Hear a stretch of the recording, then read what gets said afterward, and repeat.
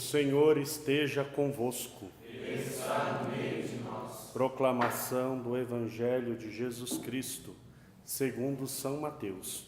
Glória a vós, Senhor.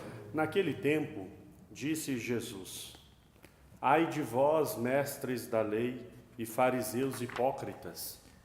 Vós pagais o dízimo da hortelã, da erva doce e do cominho, e deixais de lado os ensinamentos mais importantes da lei, como a justiça, a misericórdia e a fidelidade. Vós deveríeis praticar isto, sem contudo deixar aquilo. Guias cegos, vós filtrais o mosquito, mas engolis o camelo. Ai de vós, mestres da lei e fariseus hipócritas! Vós limpais o copo e o prato por fora, mas por dentro estáis cheios de roubo e cobiça. Fariseu cego, limpa primeiro o copo por dentro, para que também por fora fique limpo. Palavra da salvação.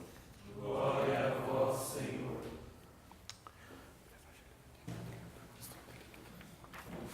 Ó Maria concebida sem pecado, Orai por nós que recorremos a vós. em nome do Pai, e do Filho, e do Espírito Santo.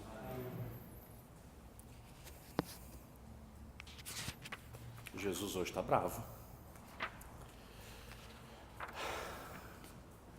Acho que um dos discursos mais duros da parte de Jesus é esse discurso dos ais. Ai de vós, ai de vós. Nós podemos quase que entrever que uma das coisas que mais incomoda Jesus, que chega a meio que tirar Jesus do sério, tem algumas coisas que tiram a gente do sério, né? Tem pessoas que são muito tranquilas, mas tem algumas coisas que nos inflamam. E para Jesus é a hipocrisia. Nós poderíamos falar da raiz da palavra, poderíamos falar, mas não vou me perder nesse caminho. É a falsidade. Resumindo, tudo é a falsidade. Hipocrisia vem da palavra grega, quer dizer máscara e tudo mais, mas é a falsidade. Um fariseu que pagava o dízimo até daquilo que não era necessário, por isso que Jesus diz: vocês pagam o dízimo da hortelã, da erva doce e do cominho, porque de tudo aquilo que o judeu plantava, ele pagava o dízimo, ele dava a 10ª parte. Mas essas ervas que nascem sozinhas no campo, disso ele não precisava pagar o dízimo. Mas ele, para parecer muito justo e para parecer muito santo, então ele pagava também o dízimo disso. E Jesus diz: vocês pagam o dízimo disso e deixam de lado aqui Jesus elenca 3 coisas: a justiça, a misericórdia e a fidelidade. Faça uma coisa sem deixar a outra. Jesus aqui não está dizendo contra a generosidade. Jesus não está pregando contra a generosidade de se fazer além daquilo que a lei pede. Muito pelo contrário, Jesus diz em muitos lugares, né, se a vossa justiça não for maior do que a justiça dos fariseus, vocês não entram no reino dos céus. Jesus elogia quando se faz algo com generosidade, além da lei. O problema é quando nós trocamos uma coisa por outra. E quando nós trocamos uma coisa muito importante por algo que não tem importância nenhuma, só pela aparência. Aí é onde Jesus se inflama. Ai de vós. Esse ai de vós é quase uma condenação. Eu tenho uma dificuldade imensa em entender, conceber e seguir um Jesus romantizado que se prega hoje. Eu não consigo. Porque quando eu leio o Evangelho, eu encontro outro Jesus. Um Jesus que cobra testemunho, um Jesus que cobra no mínimo uma decisão, um Jesus que diz ou você está ou não está comigo, um Jesus que tem critérios, não um Jesusinho amigo, que eu crio segundo as minhas convicções. Ah, mas Jesus me entende, Jesus é bonzinho. Quero morrer com esse tipo de discurso. Jesus é Deus, Jesus é amor, Jesus é misericórdia. Mas o plano e o projeto dele pede de nós uma uma firmeza. Pede de nós uma adesão. E uma adesão que reflita em escolhas. A justiça, a misericórdia e a fidelidade. Depois ele continua: vocês filtram o mosquito e engolem o camelo. Engraçado, né? Você fica procurando uma coisinha pequenininha e atrás de você passa um camelo. Ou seja, a gente fica procurando, expressão mais nossa, né? Pelo em ovo. Fica procurando coisinhas pequenininhas nos outros. Ah, mas você não fez isso, não fez aquilo outro. Mas nós mesmos fazemos às vezes coisas muito piores. Mas o dedo está bem firme, né? Você não faz, você não vive, você não sei o quê. E às vezes nem é para a pessoa, porque se for para a pessoa, talvez ainda consiga ser uma atitude de crescimento. Uma atitude de crescimento. Eu chego para o diácono e digo ao diácono: eu acho que não tá legal aqui não. Né? Será que a gente não seria melhor um outro caminho? Mas aí eu vou dizer para a minha comunidade, aquele diácono lá não presta, é horrível, sendo que eu estou fazendo coisa pior. Hipócrita.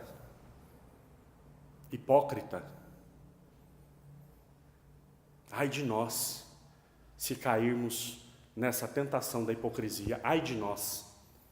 Ai de mim, como padre. O dia que eu perder a capacidade da minha autenticidade, da capacidade de, como São Francisco de Assis, sou o que sou diante de Deus e nada mais. E é bonito quando, como São Francisco, como São Paulo também, quando eu tenho consciência daquilo que eu sou. São Paulo, ele tem a consciência de dizer dele mesmo: eu sou o último dos apóstolos, como um abortivo. Mas no final ele diz: não sou eu que vivo, é Cristo que vive em mim. Olha a consciência desse homem.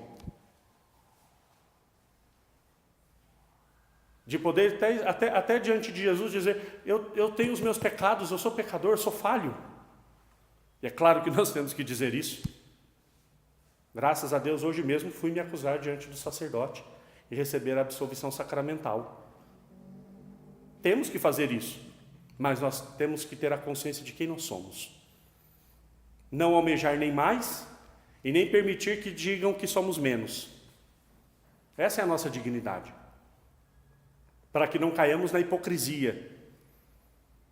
Ai de nós se formos hipócritas. Esses dias Jesus falava para os fariseus: vocês amarram fardos pesados, colocam nas costas dos outros. Nem vocês entram no céu e não deixam os outros entrarem. Esses discursos de Jesus agora vêm cobrando de nós uma postura autêntica, uma postura verdadeiramente evangélica, onde eu tenho a coragem de assumir quem eu sou, onde eu tenho a coragem de viver os valores que a minha fé me coloca, e até, se for preciso, ajudar os irmãos a viver também. Aí sim, quando eu tiver uma fé autêntica, quando eu tiver um testemunho verdadeiro, eu posso até estender a mão para o meu irmão e dizer: vem comigo, eu te ajudo. Você está num caminho que não vai te levar para um lugar bom, eu te ajudo. Mas até eu estar numa estrada firme, ai dos hipócritas. Ai dos hipócritas, dos mascarados. E é engraçado porque às vezes um caminho como esse até é mais penoso. Dá mais trabalho fingir que é santo do que lutar pela santidade. Porque a gente entra num turbilhão de mentiras, de aparências, e a gente vai tendo que inventar mentira para sustentar a mentira, e vai virando uma bola de neve. É muito mais difícil, é muito mais trabalhoso fingir que é santo do que de fato buscar uma vida de santidade. Porque a vida de santidade é tão simples. Nós temos uma matéria esse semestre falando disso, né? Tão interessante. A vida de santidade, teve agora a exortação também do Santo Padre. A vida de santidade é a vida cotidiana, a vida corriqueira da fé cristã. A vida de santidade é uma vida simples, vivendo os mandamentos, sendo autêntico, reconhecendo as fraquezas, acolhendo a graça de Deus que nos impulsiona. E às vezes a gente entra num turbilhão de mentiras, de aparências, que dá muito mais trabalho do que de fato ser santo. Que nós possamos hoje, nessa liturgia, arrancar as nossas máscaras, que nos impedem de estarmos diante de Deus face a face, quem nós somos. A graça só age a partir do reconhecimento da nossa natureza. Só assim a graça de Deus pode agir. A graça de Deus não vai agir naquilo que eu pretendo ser ou acho que sou. Só quando eu reconhecer a minha verdade diante de Deus, a graça de Deus pode agir em mim. Que nós possamos arrancar as nossas máscaras. Uma das grandes buscas de Santo Agostinho foi a verdade. E ele, claro, no final, na elevação espiritual, reconheceu que essa verdade só encontraria diante de Deus. De vós viemos, Senhor, e aqui estamos inquietos até que para vós voltemos. Que é a grande verdade. Que nós também possamos buscar a verdade com V maiúsculo, que é o Cristo, que pode transformar a nossa vida, pode fazer de nós discípulos autênticos, verdadeiros cristãos, que honrem esse nome e que testemunhem diante do mundo. E aí sim, nosso testemunho vai trazer muitos. Nosso testemunho verdadeiro, autêntico, bonito. Que Deus nos abençoe, nos dê forças para nós sermos verdadeiros, ao menos diante dele. Se nós ainda não conseguimos diante dos homens, pelo menos diante dele. Depois a gente vai conquistando essa graça diante daqueles que nos cercam. Que Deus nos abençoe, que a Virgem Maria nos cubra com seu manto sagrado. Louvado seja nosso Senhor Jesus Cristo.